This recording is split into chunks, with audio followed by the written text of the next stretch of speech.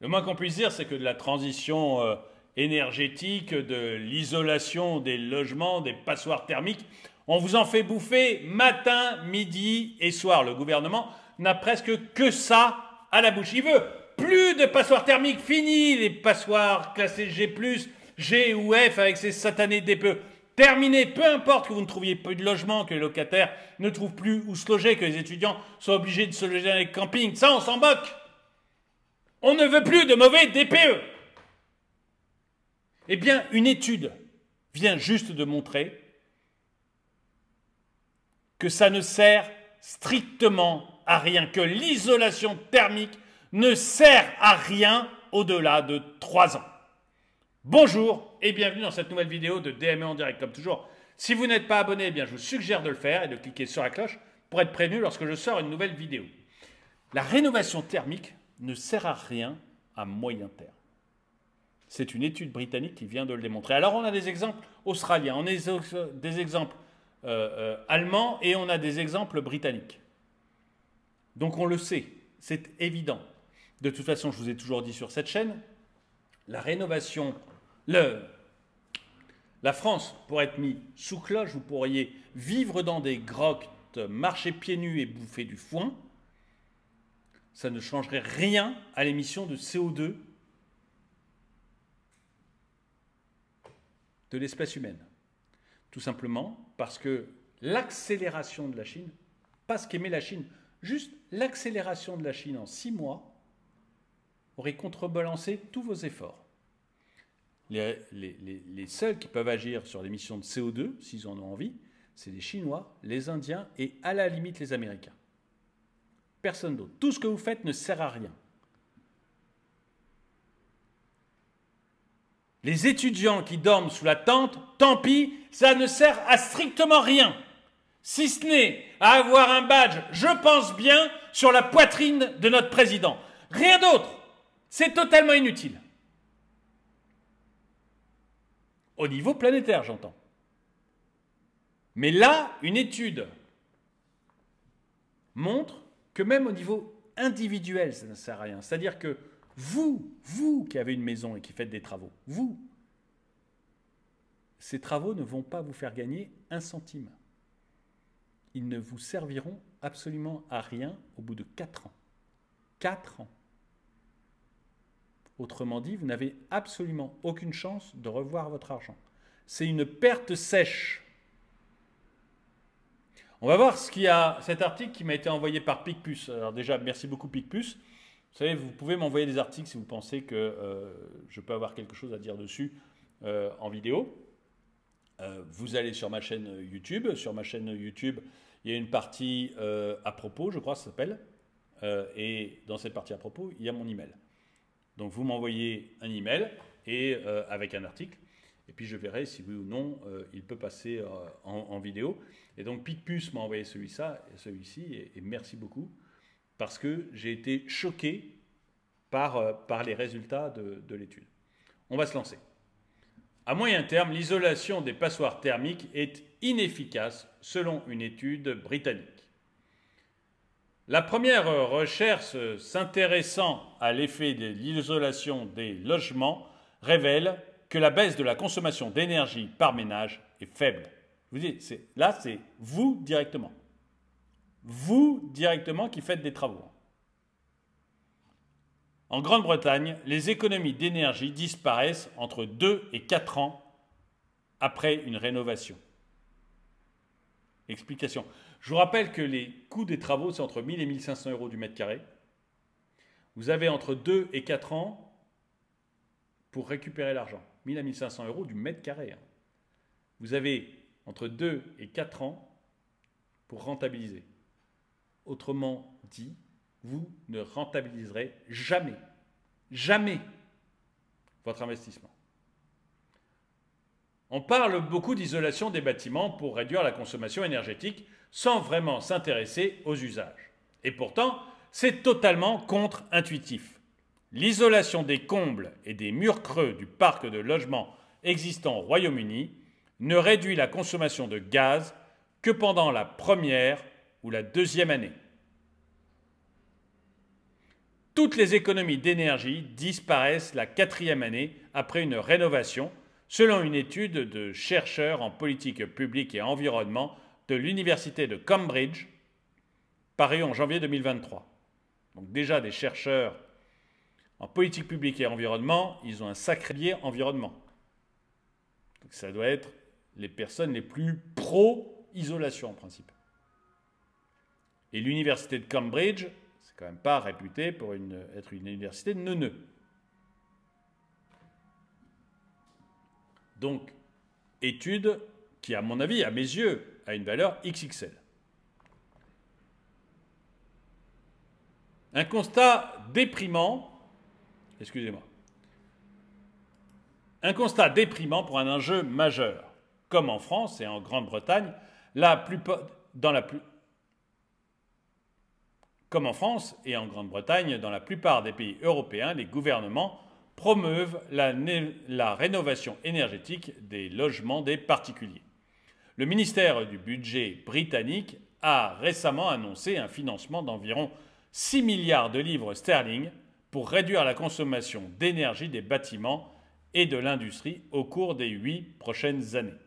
Alors nous, je suis allé voir, parce que je me suis dit 6 milliards de livres sterling, c'est gigantesque. Nous, en France, j'ai regardé MaPrimeRénov'.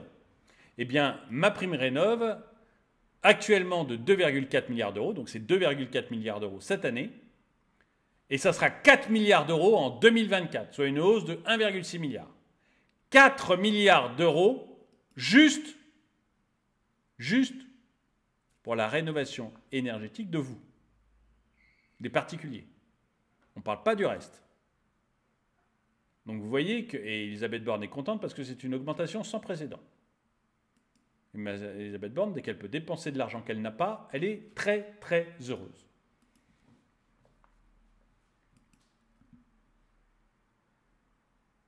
Donc 2 milliards 4 cette année, 4 milliards l'année prochaine. On est à plus de 6 milliards juste pour les particuliers sur 2 ans, et l'étude nous dit que ça ne sert à rien. Parce que les Britanniques ont moins ces 6 milliards au cours des 8 prochaines années. Nous, c'est par an. Tout va bien. En 2 ans. On aura, les 6 milliards, on l'aura fait en 2 ans. Nous, tout va bien, tout va bien, tout va bien, tout va bien. Selon les estimations récentes citées par l'étude, 12 millions de logements britanniques devront être modernisés avec des améliorations techniques d'efficacité énergétique comme l'isolation au cours des 30 prochaines années. L'étude britannique a suivi en détail les données de consommation de gaz de 55 000 ménages en Angleterre et au Pays de Galles entre 2005 et 2017. Vous voyez, on n'est pas sur un sondage Ipsos, qui a interrogé 1000 personnes. On a 55 000 ménages sur 12 ans. Donc c'est des chiffres plutôt sûrs.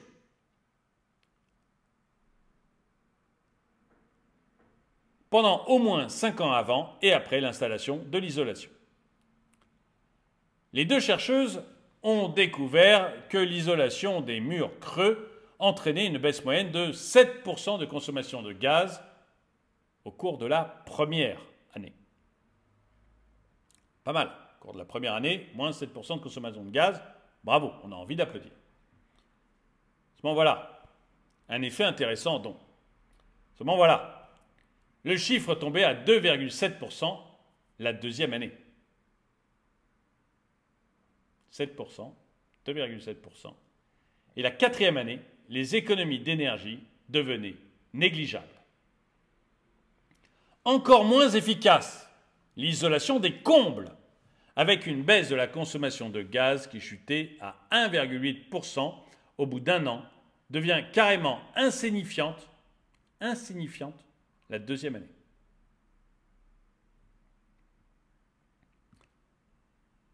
Pourquoi ? Les résultats de l'étude suggèrent qu'il peut y avoir un effet rebond significatif. Les consommateurs changent très vite de comportement et l'économie réalisée grâce à la rénovation est rapidement annulée par une augmentation de la consommation d'énergie. En clair, les gens préfèrent dépenser autant qu'avant, voire plus, pour obtenir toujours plus de confort. Surtout, l'installation d'une isolation s'accompagne souvent, parallèlement, d'extension des maisons, ajout de nouvelles pièces, d'une nouvelle salle de bain, de construction de véranda, qui consomment de l'énergie supplémentaire.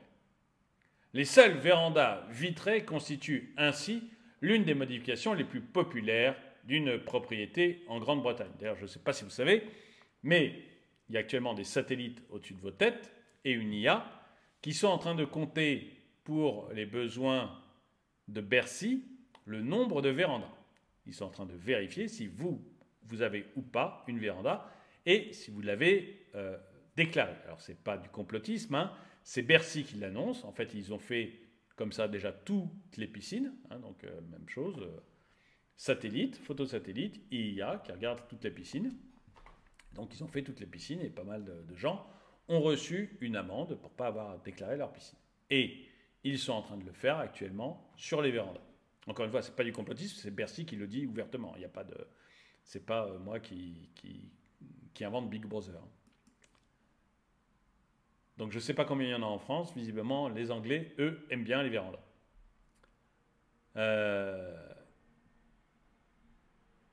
Les seules vérandas vitrées constituent ainsi l'une des modifications les plus populaires d'une propriété en Grande-Bretagne. En 2011, pas moins de 20% des ménages en Angleterre avaient une véranda. Or, pour ces ménages-là en particulier, tout gain d'efficacité énergétique disparaît après la première année. Les extensions ont par ailleurs tendance à être associées à l'acquisition de nouveaux appareils qui peuvent contribuer à une augmentation de la consommation à la fois de gaz et d'électricité. Une observation similaire a pu être faite en Australie. Donc je vous avais dit, il y a un cas australien et un cas allemand en plus du cas anglais, ce qui montre que c'est assez solide. Malgré une augmentation très importante de la proportion des ménages utilisant un éclairage économe en électricité entre 2005 et 2008, la demande d'énergie d'éclairage global a augmenté. Cela peut être l'effet d'une plus grande utilisation de lampes halogènes après les rénovations, d'une augmentation de la quantité d'éclairage utilisée et d'un changement dans la façon dont les occupants utilisent l'électricité. Autre explication. Après 2, 3 ou 4 ans, les ménages anglais ont moins fait attention à limiter leur chauffage car ils estimaient avoir rentabilisé leurs travaux. Moi, honnêtement, au bout de 4 ans, à 1 000 € le mètre carré les travaux, je ne suis pas du tout sûr que vous ayez rentabilisé quoi que ce soit. Dites-le moi dans les commentaires, mais alors moi, franchement, je ne vois pas comment on a rentabilisé quoi que ce soit au bout de 4 ans. Ils peuvent aussi laisser leurs fenêtres ouvertes car ils ont trop chaud depuis la rénovation de leur logement. Enfin, l'étude pointe que certains professionnels du BTP ne travaillent pas avec la rigueur nécessaire. Sans parler des matières isolantes dont l'effet peut s'amoindrir avec le temps. Et donc là, le cas allemand. L'Allemagne a observé le même phénomène déprimant. Je rappelle que nous, l'an prochain, la ministre, Madame Borne, est très heureuse de dire qu'on va passer de 2,4 milliards dépensés pour ces conneries à 4 milliards. Elle est très contente. L'exemple australien, l'exemple allemand dont je vais vous parler dans une seconde, s'en fout. L'étude là, rien à faire. Je dépense donc je suis un vrai Premier ministre. Je dépense donc je suis. L'Allemagne donc a observé le même phénomène déprimant. Malgré les milliards investis dans la rénovation énergétique des bâtiments depuis plusieurs décennies, la consommation énergétique du logement germanique est restée stable. Autrement dit, inefficace, Madame Borne. Inefficace. Une décennie. 10 ans.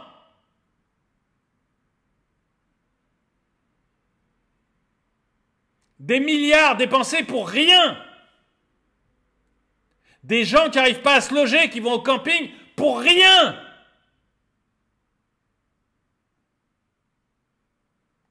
Est-ce qu'on peut arrêter les bêtises? Est-ce qu'on peut arrêter les bêtises?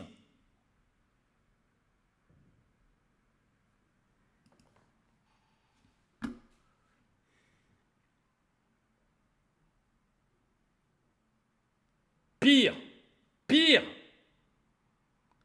Ces rénovations ont abouti à un renchérissement du parc immobilier, mettant de côté les plus pauvres.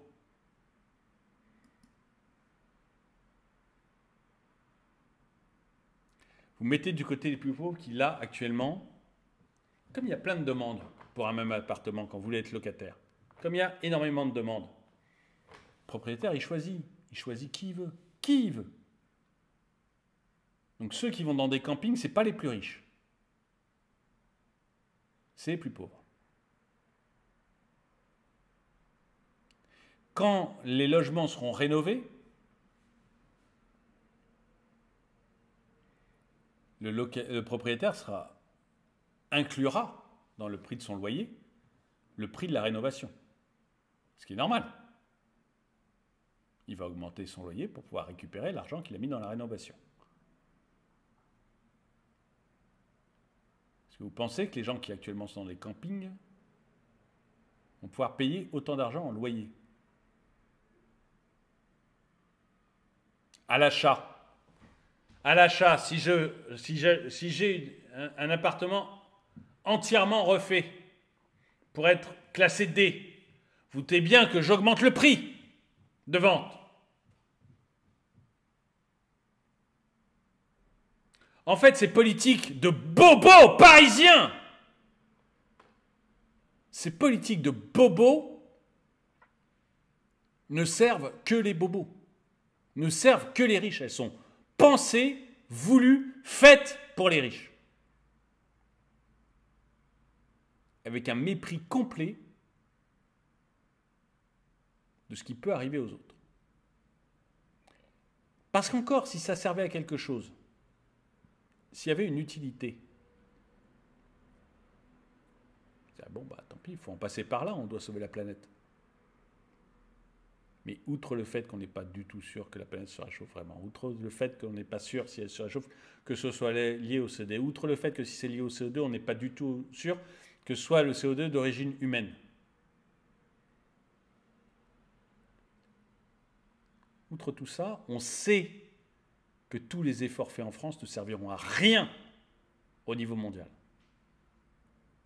Et on a maintenant des études qui sont corroborées par des choses qu'on voit en Allemagne ou en Australie, qui nous disent que ça ne sert à rien, même au niveau individuel.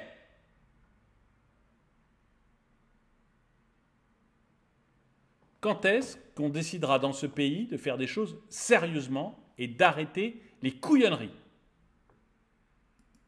On fout à genoux un pays, on est en train de foutre ce pays à genoux de toutes les manières possibles et imaginables, mais quand même principalement par des couillonneries.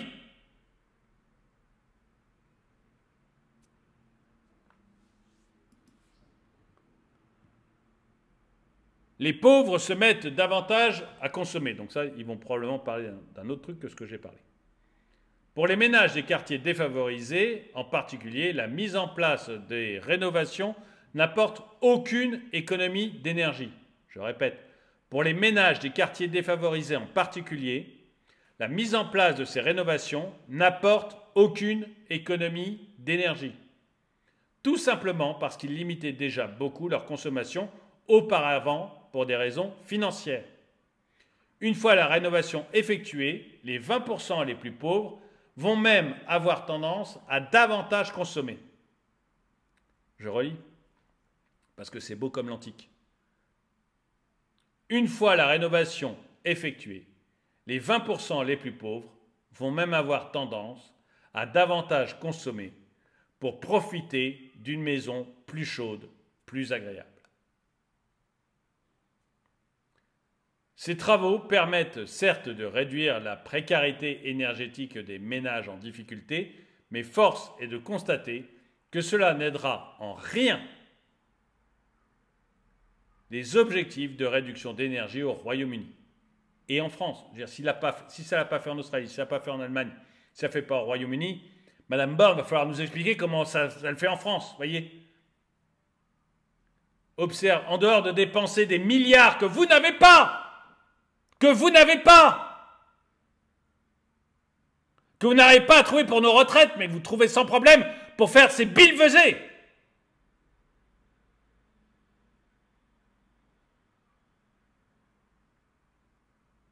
En dehors de ça, on ne voit pas à quoi ça sert.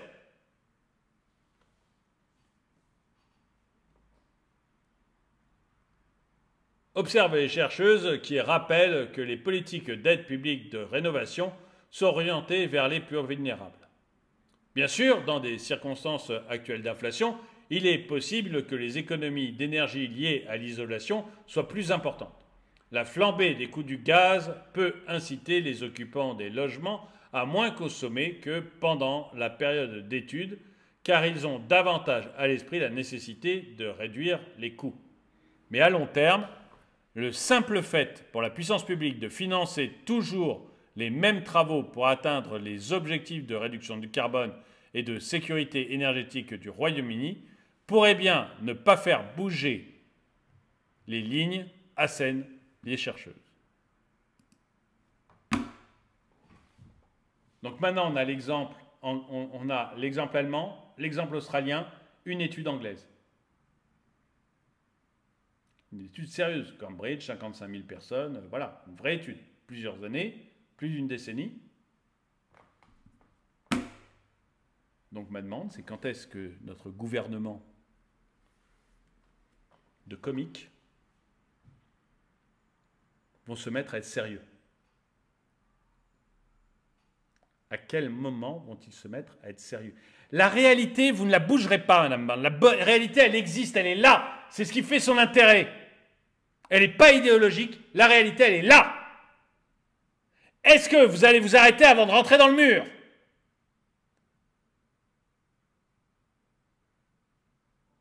tout cas, vous, dites-moi ce que vous en pensez dans les commentaires. Moi, j'en ai ras-le-bol, mais ras-le-bol de voir que l'on fait n'importe quoi dans ce pays. Vous, dites-moi ce que vous en pensez dans les commentaires. Est-ce que vous pensez que oui, il faut absolument rénover les bâtiments? Alors, expliquez-moi pourquoi. Est-ce que vous pensez comme moi qu'il y en a marre de dépenser de l'argent public pour faire n'importe quoi?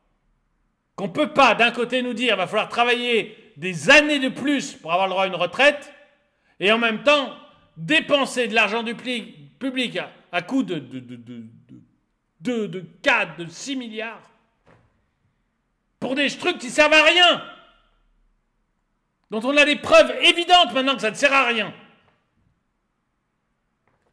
Dites-moi ce que vous en pensez dans les commentaires. En tout cas, merci d'avoir regardé cette vidéo. Mettez-lui un pouce vers le haut, commentez-la, partagez-la. Merci à tous ceux qui soutiennent la chaîne.